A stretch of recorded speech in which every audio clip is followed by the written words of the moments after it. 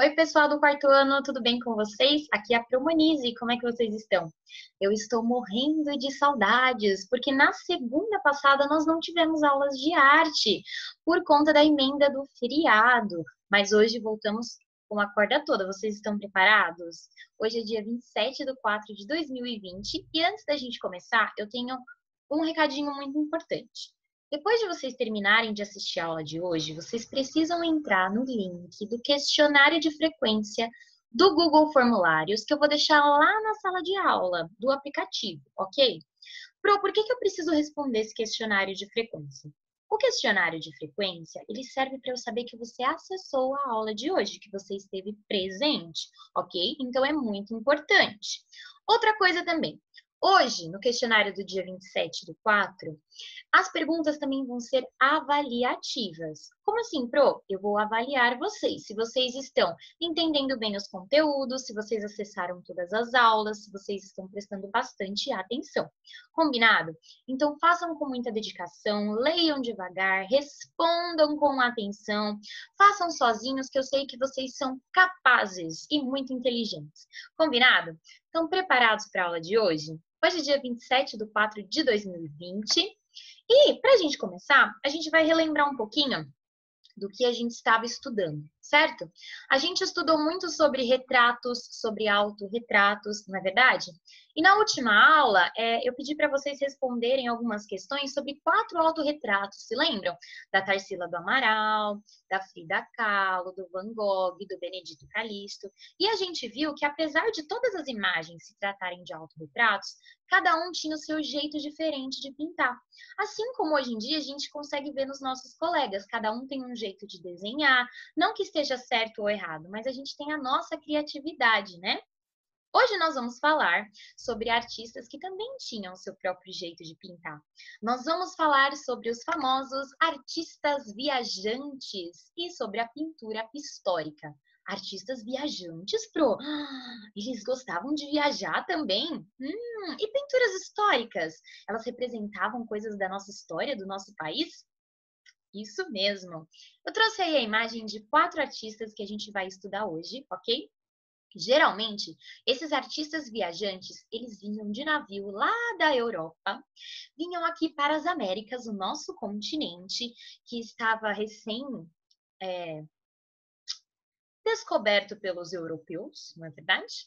E eles vinham para cá para representar, através de obras de arte, de pinturas, de desenho, a nossa cultura, que era uma cultura totalmente diferente para eles, certo? Eles chegaram aqui no Brasil descobrindo novas culturas, já existia a nossa cultura dos indígenas aqui, certo?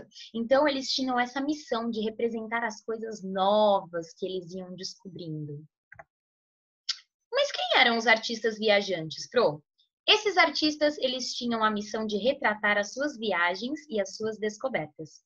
Se deslocavam de sua região à procura de estudar a paisagem, a cultura, os costumes. Praticamente todos esses artistas participavam da missão artística das Américas. Os artistas, eles vinham para as Américas, que eram territórios recém-conquistados, ok? Lembrando, já existia população aqui.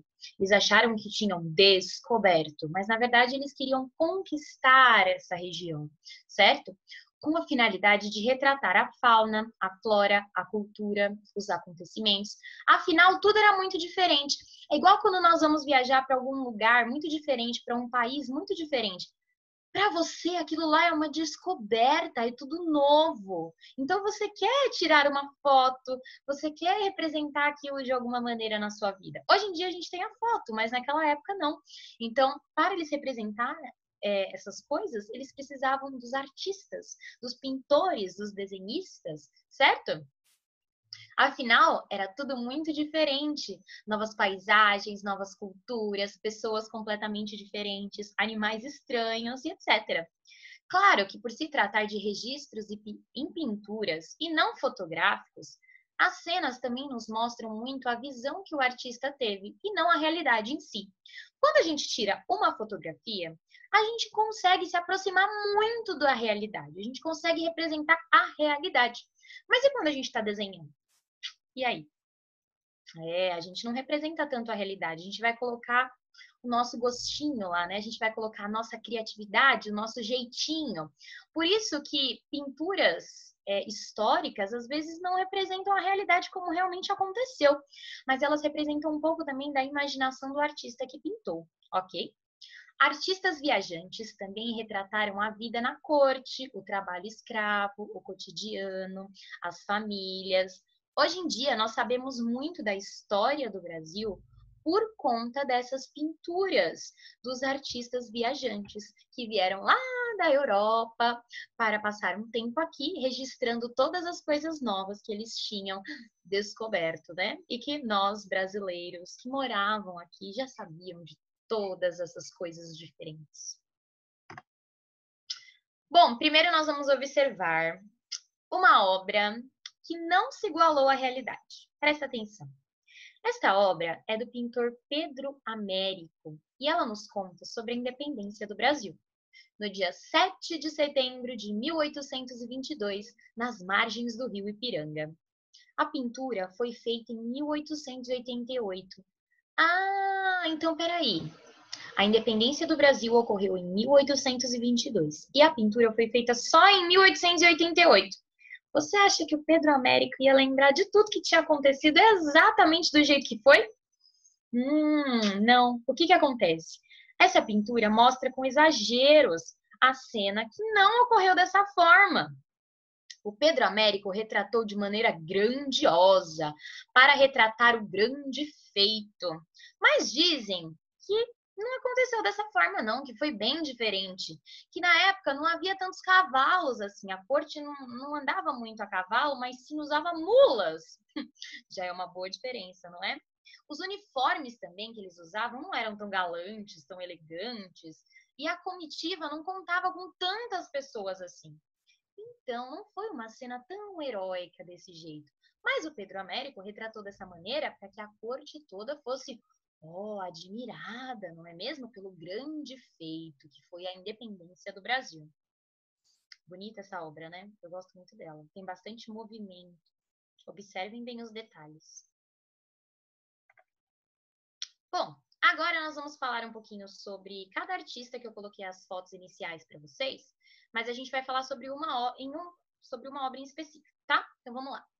Essa obra se chama A Batalha do Havaí, foi feita pelo Pedro Américo em 1872.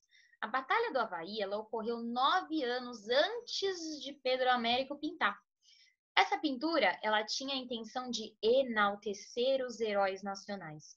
Mas o Pedro Américo, ele retratou muito a violência e a dor da Guerra do Paraguai. Então, quando você olha para essa pintura, você vê muitas pessoas com expressão de desespero, de medo, de dor, não é? Que nada mais é do que acontece numa guerra mesmo. Então, ele realmente representou aquilo que ele sentia em relação àquele acontecimento que ele precisava retratar, certo? Não que a realidade tenha sido exatamente como essa cena, porque não é uma fotografia, é uma pintura a partir da criatividade do artista e dos fatos que ele escutou, ok?